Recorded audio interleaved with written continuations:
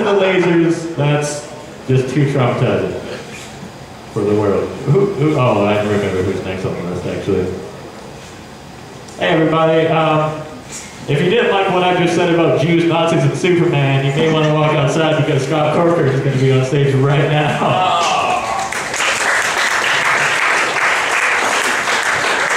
Oh, thank you, sir. Thank you, sir.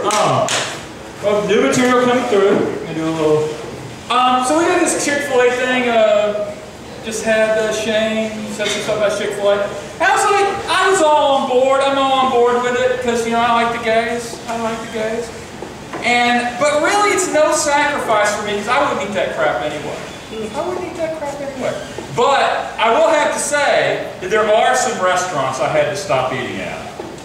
KFC. Now you can get dark meat there, but they cure it the old-fashioned way. They hang it up in the window.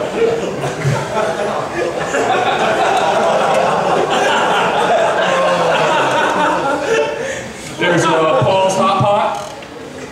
Now, none of the menu items are all that great. I mean, they're all good, but collectively, killer. There's Adolph's brick oven pizza. The purest of ingredients, all made with white flour! Meat so fresh, it screams when you put it in the oven. And of course, my favorite, Jonathan Swift's Modest Irish Cafe. I would get the potatoes and preemie, but I had to stop eating there because, of course, they're against abortion. Seems kind of self-serving to me. Kind of self-serving. Can't get behind that. So anyway, but speaking of perverts, I have my buddy Blair.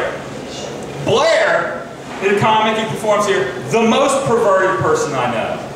He's into two things: Doctor Who and Jesus.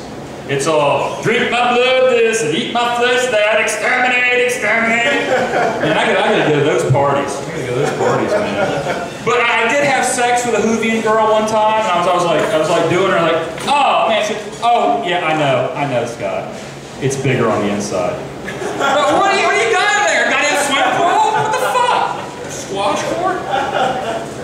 So anybody in here like free speech? Any of my free speech people here? Oh, yeah. Does it extend to rape jokes?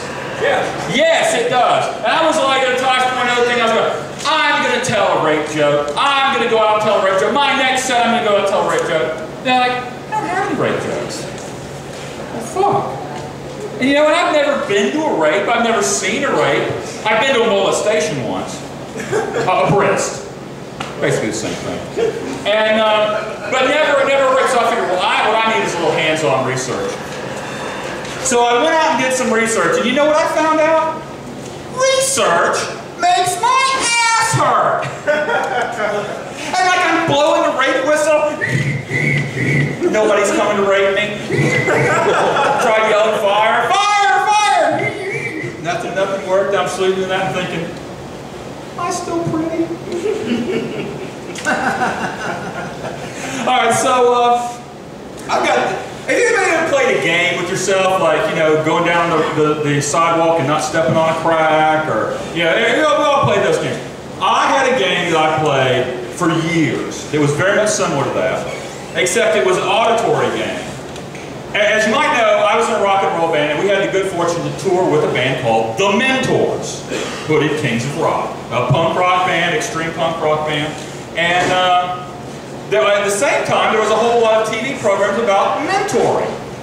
So every time I would listen to a program on mentoring, it would come on in my thing, and I would hear the word mentor, I'd go, The Mentors! Hooded Kings of Rock! Your favorite rock band in the world, The Mentors! And hear the next mentor. And on guitar, legend, Sicky Wife Beater! Next one, Give It Up! Free breast exams! And the bass, Dr. Heathen Scum! And then, if it came on like 5 times, and heading up the head! Headlining the Mentors, your rape rock pal, El Duce! Did that for years. Being in a thing, restaurant, whatever. So anyway, I'm going on vacation. I'm in the Tokyo airport.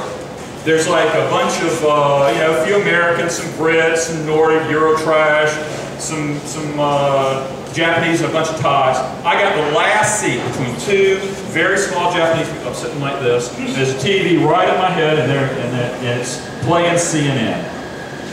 Little Fulani comes from a village in India where girls are undervalued. But she has raised her GPA level because we brought in some older women so that they could share her example, where they can give her some tips. In fact, mentor them. Now, I've been doing this game so much, I popped up, the mentors! A few stares, but mostly the Japanese people, they don't break. They're just like, whatever. So, and little Fulani, she has approved very much for her mentor. The mentors, we're the kings of rock. A few more stares. All the Americans are looking. The Brits are kind of coming in. And in her village, we could use a lot more of these mentors. The Mentors, your favorite rock band in the world, featuring Sicky Whitebeater on guitar. And I'm just owning it right now. Everybody's looking at me. The two Japanese people have left. They're going to go get something. And then finally, and the Rick Rock legend, El Duce. Boom. I finished my Mentors game. I win. And awkward stares by everybody. Everybody's either looking at me or pointedly not looking at me. Then I look up at the TV in 20 minutes. That's not CNN. That's headline news. Little Fulani, who is named in Hindu, means beautiful. The Mentors! I'm King Spo-it. Good night.